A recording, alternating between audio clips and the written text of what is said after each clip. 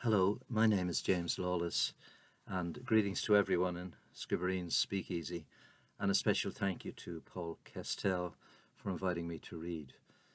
I'd like to read a beginning extract from my latest novel, American Doll, which is due to be published in America later this year. It's a story about how 9/11 opened a Pandora's box on an Irish American family.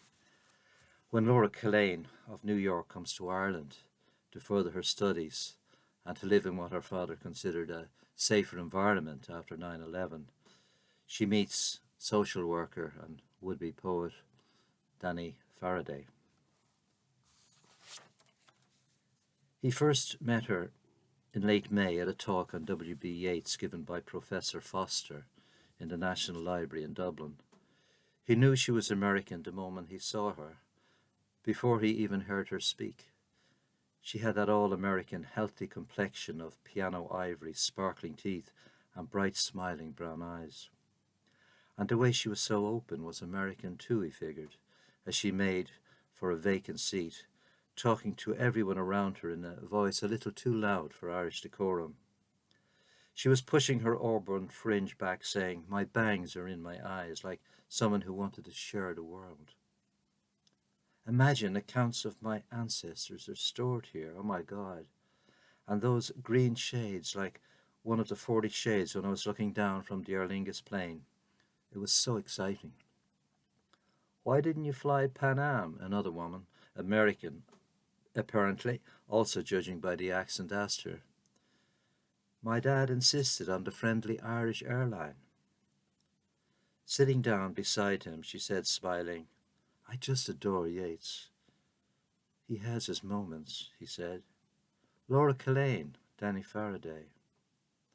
"You've got very long arms," she said. He looked at his sleeves. He could never get a shirt with sleeves long enough to cover his wrists, but she obviously meant it as a compliment. After the lecture, keen to detain her, he told her he sometimes wrote poetry himself. "Wow," she said. "If you like, I could show you around Dublin, if you're free, that is." "Cool," she said.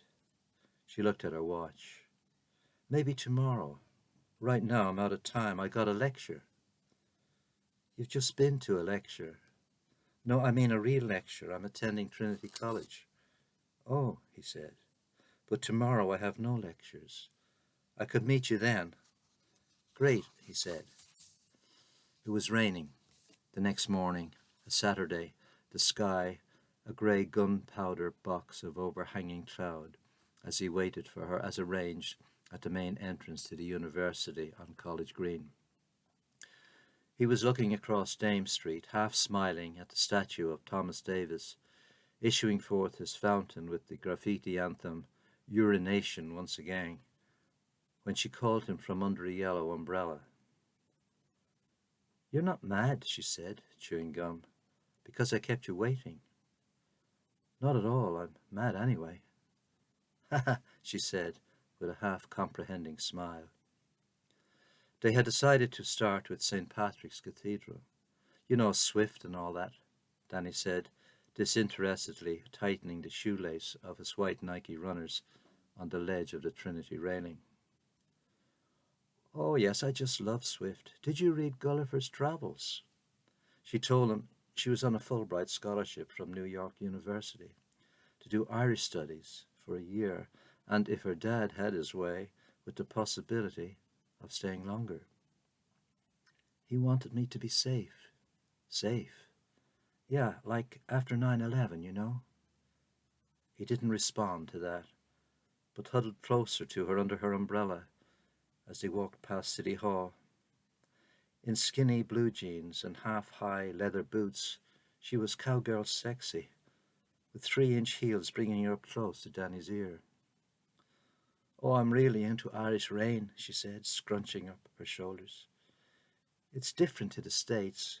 I just love its texture, its softness." She put out her hand to feel it. "The subject of theses," Danny said. "The mists of Celtic Ireland." "You've got it bad," he said, but secretly thought he would go along with that. He would go along with anything that this rather loud but good-looking American girl had to offer him, who could be as forward as that, practically asking him out, making his pursuit of easy women all the less complicated. "Do you want a stick?" she said. "No, I can walk fine." She laughed. "Gum!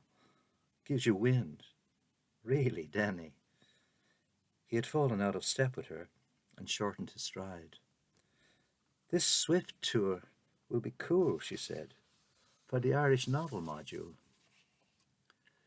"You mean Anglo-Irish?" "Well, yes," she said, swinging her bangs.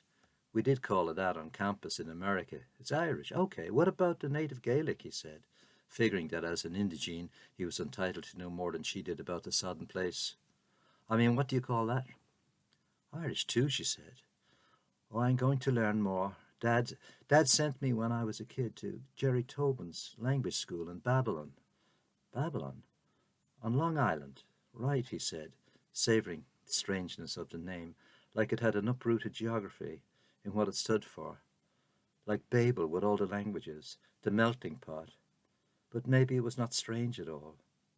And he thought of his late father, who had been good at languages. Thank you.